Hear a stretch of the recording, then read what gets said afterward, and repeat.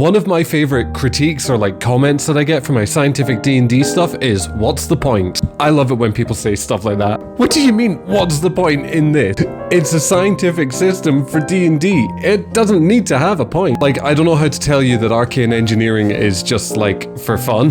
And I guess like you can make cool traps and stuff using it, but in a game of D&D. Now, of course, broadly there is a point in that I want people to be more curious about real science, and while trying to learn about things like magic circuitry, they might learn a real thing or two about real circuitry. And I think that's neat. No, you can't buy printed versions, I just printed one for myself, sorry everyone. But people get too hung up on things needing to have a point, that everything you do has to be super productive and have a very valuable purpose. It's okay just to do things because you think they're cool and fun. You don't need to be very good at them either. I get an unbelievable amount of joy from these silly little products. I mean, I hand drew this. That is not something I do if I'm not invested. And maybe that's good enough and you could argue that that's the point, but you know, I just reject the idea that it needs to have a point in the first place.